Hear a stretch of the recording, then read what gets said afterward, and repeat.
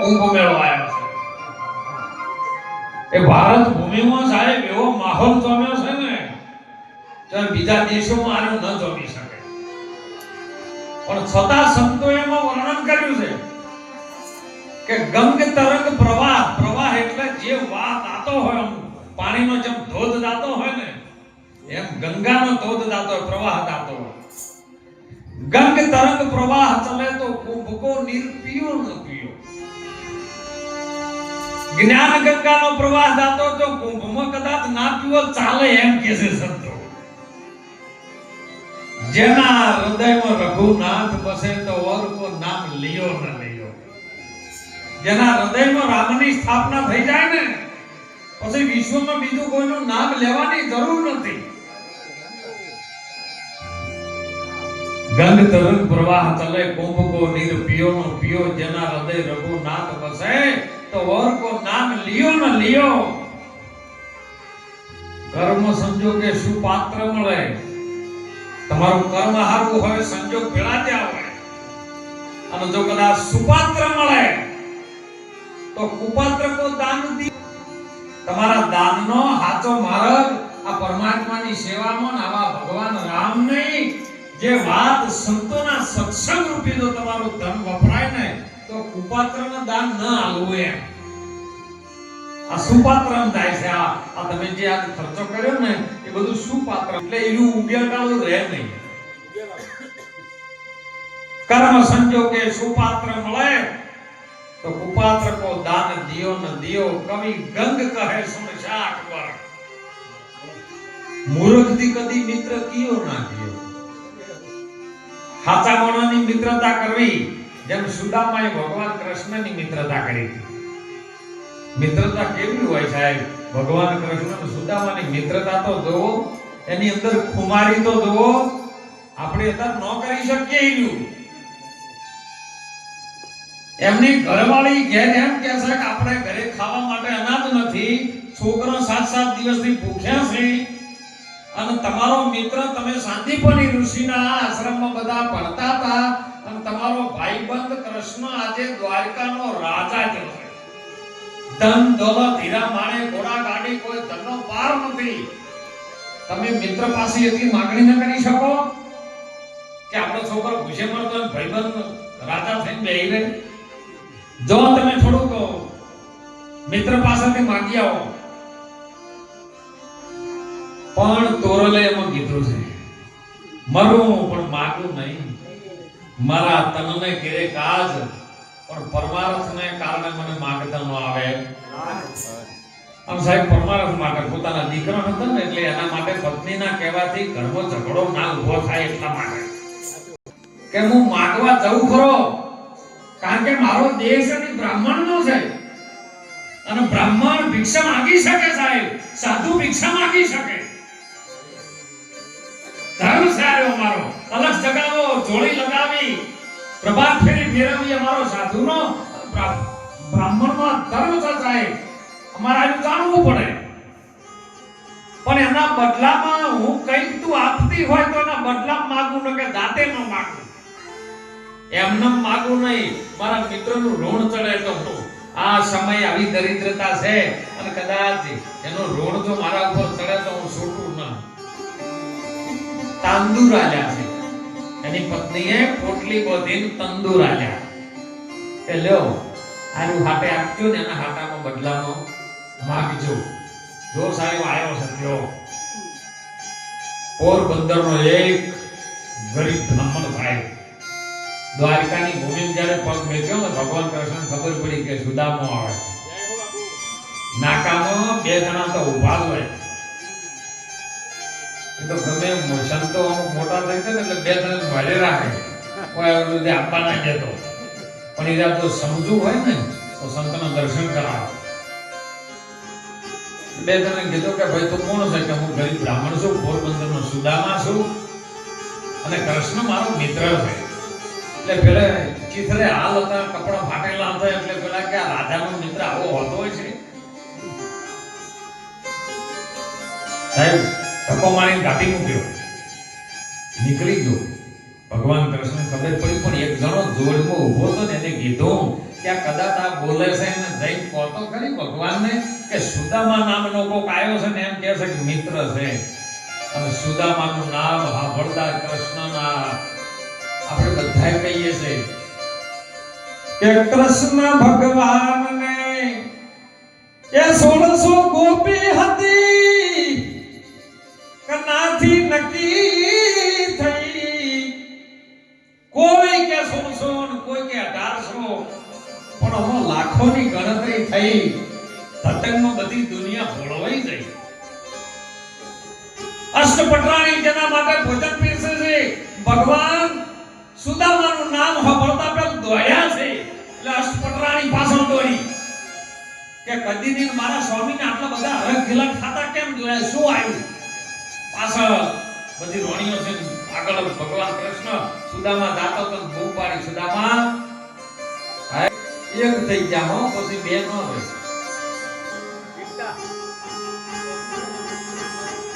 લૂણ વણુકા પાણી વણુકું લૂણ, પાણીમાંથી મીઠું થાય, મીઠામાં થાય, એવી હાલત બે જણાની થઈ. બરફમાંથી પાણી થાય, પાણીમાંથી બરફ થાય, આવું એક થઈ ગયું. સુદામાને તેડી લઈ ગયા અંદર સાહેબ. અષ્ટપટરાણી સેવામાં લાગી છે, સેવામાં લાગી. પેલા તો સુદામાને નવરાયા ધોરાયા, ગરમ પાણી મૂક્યું ને એમનું પિતાંબર પહેરવા માટે આપ્યું, તમે આજે પહેરો, આ પલડી છે ઠીકડા. હે જમાડ્યા. બોલ સુદામા કેમ આવવું પડ્યું તું? જો માગવા આવેલો છે તો માગતો નહીં. એની અંદર ખુમારી એવી હતી, માગવા માટે સ્પેશિયલ આવ્યો તો, પણ છતાંય એને કીધું તું કે હું ભજન કરું છું ને એને આપવું હોય એને ચિંતા ના હોય. તનકી જાણે છે, મનકી જાણે છે, જાણે અંતરની ચિત્ત ચોરી, એના આગળ તમે શું છુપાવો? જેના હાથમાં છે જીવન મરણની દોરી, બધું જાણે છે જો, અને હું માંગતો છું ખબર પડી જાય. તંદુરાલા પોટલી હંતાડતા હતા ને, એટલે ભગવાન કૃષ્ણે કીધું મારી ભાભી મારા માટે શું આલ્યું છે? પોટલી જોઈ ગયા, હાથમાંથી પોટલી ઉચકાઈ દીધી છે. જો એનું પ્રમાણ છે દ્વારકામાં તો નહીં, અત્યારે આવ્યું છે. પોટલી પકડી લીધી ને હાથમાં તંદુર, કહો મારી ભાભીએ મારા માટે તંદુર આપ્યા છે. આ એક મુઠ્ઠી ખોલીને ઓરવા ચાલુ કરી દીધું. એક મુઠ્ઠી ઓરી, બે મુઠ્ઠી ઓરી, ત્રણ મુઠ્ઠી ઓરી, ચોથી ઓરવા જતા હતા. રૂક્ષ્મણી હાથ પકડે ભગવાન કૃષ્ણજીનો કે વારો પ્રભુ આ ત્રણેય યુગની મુઠ્ઠીઓનું તમારા મિત્રને આપી દે હો તો આગળ કળિયુગમાં શું આલશો બીજન? આ ચોથી મુઠ્ઠી તમે લઈ જા હો તો બધું આયો લઈ જા હે, તો આગળ શું આલશો? એક મુઠ્ઠી બાકી રાખી છે, ઈ હવે આપણે પૂરી કરવાની. જો માગવા નતો આવ્યો ને તોય આપી દીધું. અને સાહેબ જમીન નીકળ્યા ને એટલે ભગવાન કૃષ્ણને ખબર પડી કે આયો ઘેરથી માગવા આવ્યો તો મારી હમે નથી માગતો ને એમને નીકળે છે. જે આપતું તો આપી દીધું તું સાહેબ. કારણ છેલ્લે ભગવાન કૃષ્ણએ કીધું જો કદાચ કોને હું મારી ધોટલી પહેરવાની છે એ તો પાછી ન લઉં ને તો આરો કાલુથી પાછો એમ કહે કે તારી ધોટલી મારા ઉપર ઉધાર થઈ ગઈ. જો મિત્રતા પર લેણો ન રહે સાહેબ. ભગવાને કૃષ્ણએ કીધું કે ભાઈ પેલું હાલતો જાજે પિતાંબરને તમારી ધોટલી જો પાછી. અત્યારે તો હકો ભાઈબંધ હોય ને તો ભાઈબંધના પૂછ મારી દેતો હોય સાહેબ. મિત્રતા આવી એટલે કીધું છે કવિ ગંગ કહે સુન શાકબર મૂર્ખાથી મિત્રતા કીયો ન કીયો. મૂર્ખ સાથે કોઈ દાડો મિત્રતા ના કરવી. પણ ભારત ભૂમિમાં જેને સનાતન ધર્મ છે ને આપણું મૂળ છે સાહેબ. આદિ પુરુષ મૂળ નામ है निरंजन उसकी डाल तीन देव शाख भय અને પાત ભયો છે સંસાર. આદિ પુરુષ મૂળ સનાતન છે, આપણા બધાનું મૂળ છે. ભારત ભૂમિમાં જેટલાનો જન્મ થયો એ બધાનું મૂળ છે સનાતન. સનાતનની રીત આપણે ભગવાન રામચંદ્ર શીખવાડે, જેને અયોધ્યા નગરની અંદર જન્મ લીધો કૌશલ્યના કુળથી. અને જ્યારે 5 વર્ષનો થયો ને એટલે એને ભણવા માટે ગુરુકુળમાં મોકલ્યો વિશ્વામિત્રના આશ્રમમાં. ચારે દીકરાઓને વિશ્વામિત્રના આશ્રમમાં ગુરુકુળમાં ભણવાનું આવતું અને તાને સમજણ પાડતા કેવી સાહેબ મફતલાલ ગુરુ શું શીખવાડતા ઈ ટાઈમે એમનો શસ્ત્ર વિદ્યા શીખવાડે,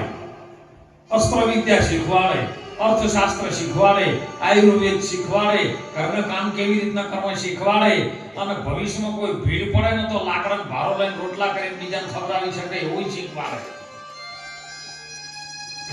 અત્યારના ગુરુકુળ તમે જો જોવો ને એના પગાર ખરા કરે છે. 35,000 પગાર હોય તો કે વધારો કરીને 48 ઉપર આવે, 50 કરો ને કમી નહીં તમાર તો તમારું ભણેલું હાલ જો સંસ્કૃતિ નથી આવતી, ભણવાનું જો બાકી છે. હે હાલનો જે પણ ભણાવતો હોય કોઈ માસ્ટર હોય તો માફ કરજો,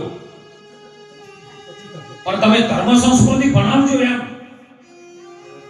વિશ્વામિત્રના આશ્રમની અંદર આ ભણાયું અને ભણાઈ કરીને તૈયાર થયા ને તારે વિશ્વામિત્રએ કીધું છે કે હવે જો તમે બધું કરી શકો, લડવું હોય તો લડી પણ શકો છો, ધર્મ માટે અસ્ત્ર ઉઠાવો, શસ્ત્ર ઉઠાવો, એ પણ તમારો ક્ષત્રિયનો ધર્મ છે, ઉપાડો. અને એ સમયે જવાની તૈયારી ઘરે અયોધ્યામાં આવવાની થઈ હતી ને એવામાં મિથિલા નગરીમાં સીતાનો સ્વયંવર થયો. જનક રાજાએ સ્વયંવર રચ્યો છે કે મારી સીતા, એના માટે કોઈ એવો જેવો તેવો પુરુષ ન જોઈએ. કારણ કે જ્યારે વાસંડુ વાળતી હતી ને એ વખતે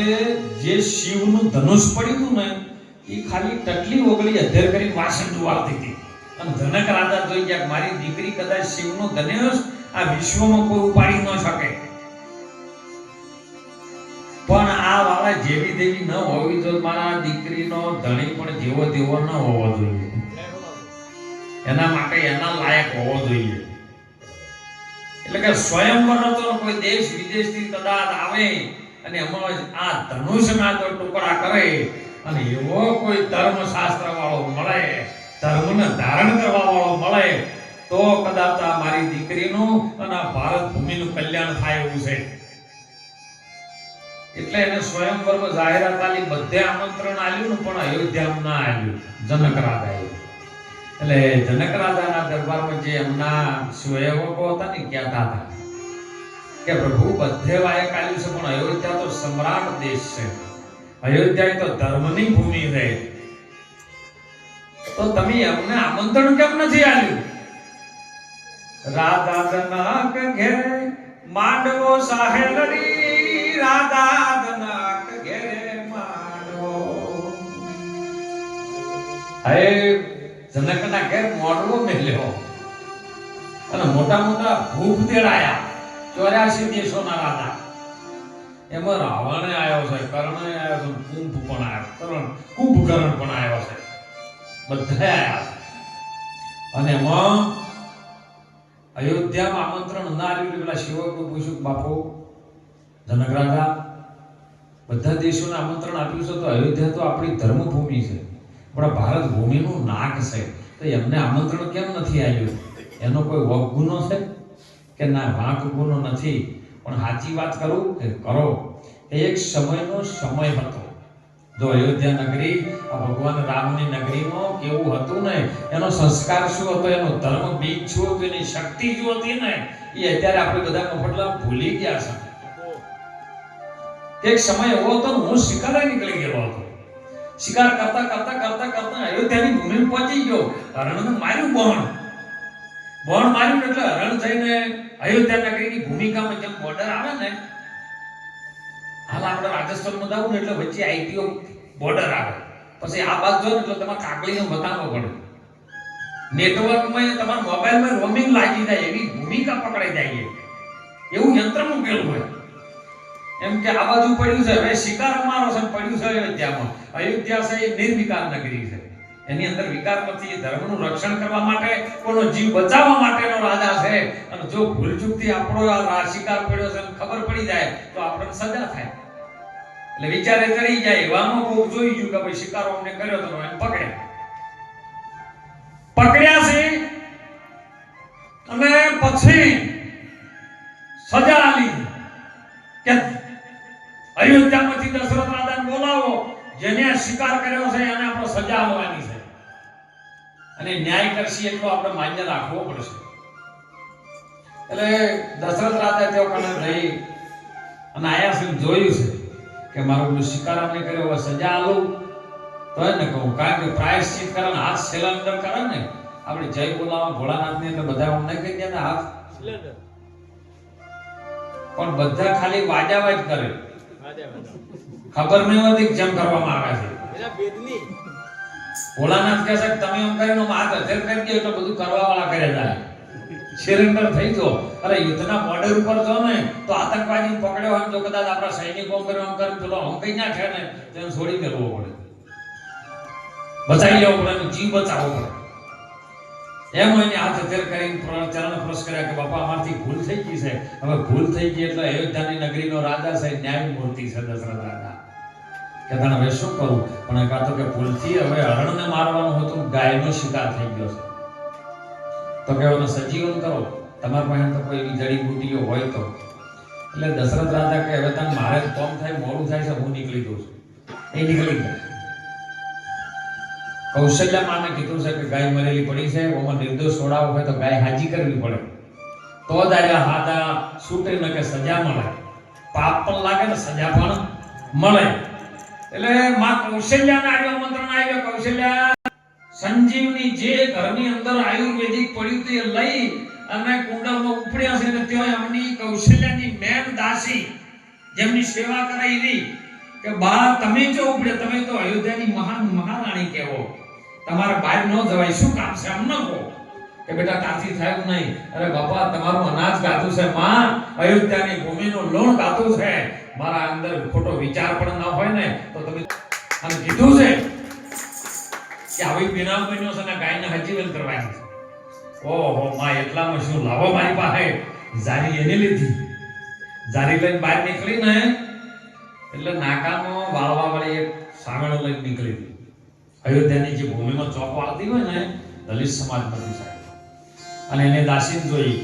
કે કૌશલ્યાની મેન મહારાણીની દાસી અહીંયા નીકળે શું કામ પડ્યું બહાર એમ એટલે એને કીધું દાસીબેન શું કામ પડ્યું તમે જારી લઈને કેમ દો છો કે આવી બીના બની છે અને આવું ઓહો આટલા માટે તમારે જવાનું હોય લાવો મારી પાસે પણ ત્યાં તો ગાય હજીવન કરવાની છે અરે કે જેના ઘરનું અનાજ ગાતું હોય ખોટો વિચાર ના હોય ને તો એ તો મારો નાથ રોંગ કરશે સાહેબ એ લઈને આવી છે અને તેઓ પણ આવીને ગંગાજળ કરીને સ્વાટ્યું ને એવી ગાય હજીવન થઈ ગઈ છે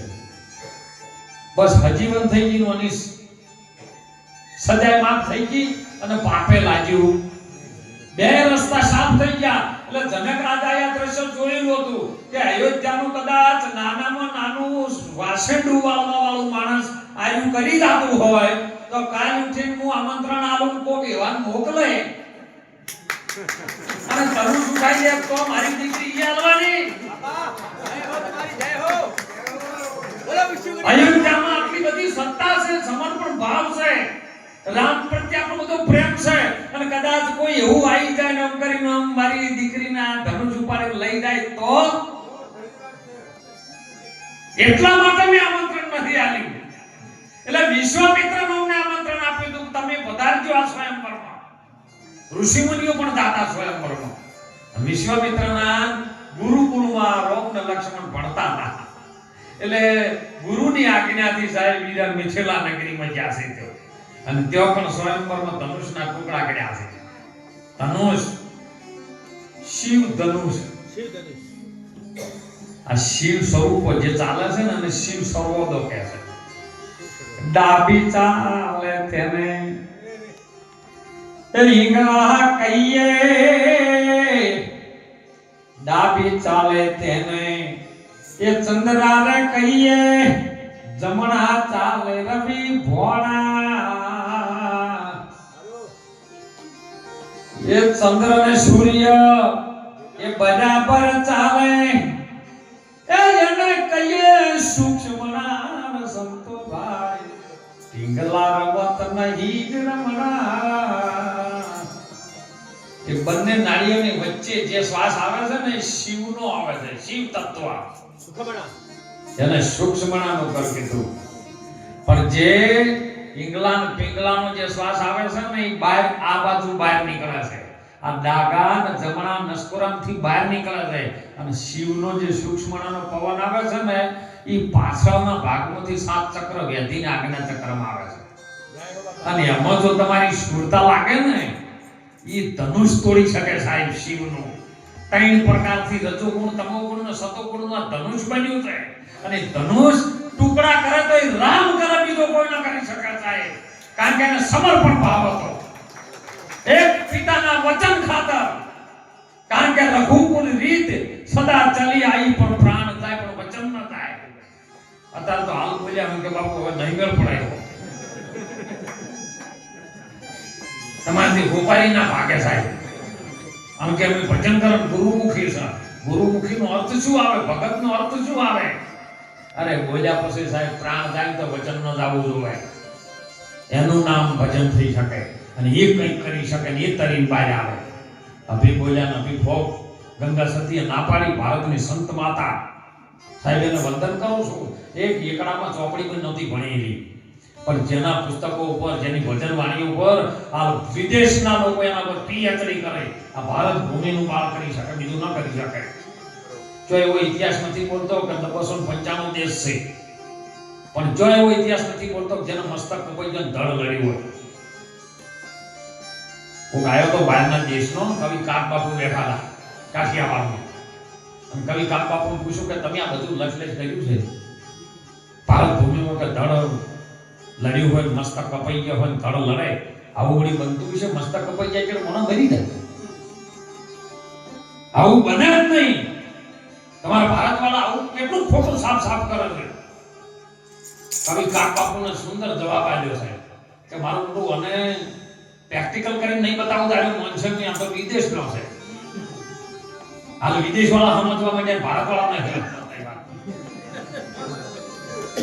લોબી હોટી લીધી દીવાલ ઉપર કરોળી ચોંટી ગયેલી હતી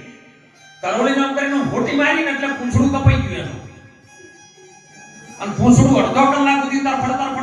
ફડકરાઈ ગયું એટલે કવિ કાક બાપુએ કીધું જો આ સામાન્ય નાનામાં નાનો જીવ છે અને એનું પૂંછડું અડધો કલાક જો તરફડતું હોય તો પેલાની અંદર ખુમારી હોય જેને સનાતન ધર્મ ભરેલો હોય જેના અંદર રામનો હડકાર થયો હોય એનું સાહેબ મસ્તક કપાઈ જાય તો ધર્મ મળતું હોય અને વાસણા દાદાનું લડ્યું પાથીજી મહારાજનું લડ્યું એ ભૂમિના આપણે બાળકો છીએ સાહેબ અને જો સ્વયંવર રચન ધનુષના કટકા કર્યા ને એ વખત રાવણ હતો રાવણ ધનુષ ઉપાડવા ગયો પણ નતું ઉપડ્યું કેમ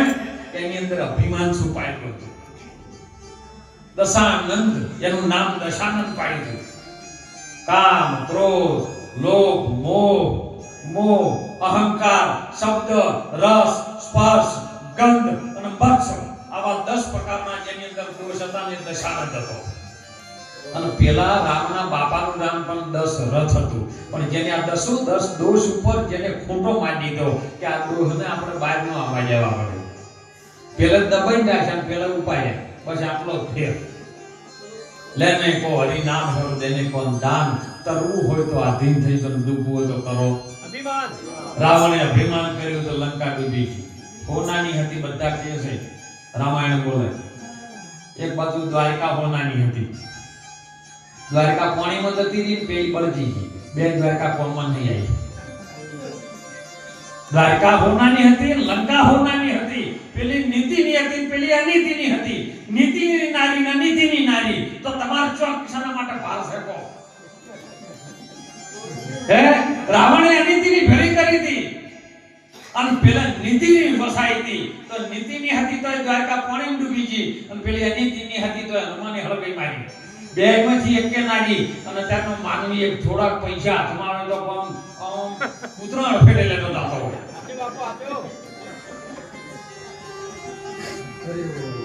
સિદ્ધને કરે છે મારું આ તનમાં એક તલ ભાર નહીં તારું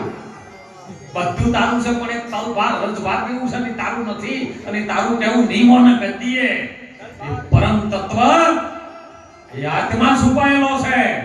અને આત્માની જેને ઓળખાણ થઈને એ ભારત ભૂમિના સંતો કરી શકે એ તું આ છે અને ઓની રીત તું શીખી લે. અને એમ રામચંદ્ર ભગવાન ગુરુ વશિષ્ઠ મુનિના ચરણે જઈ આ વાતને સમજ્યા. અને સાહેબ બાપો દુખી થતો હતો, પોતાનો બાપ દુખી થાય,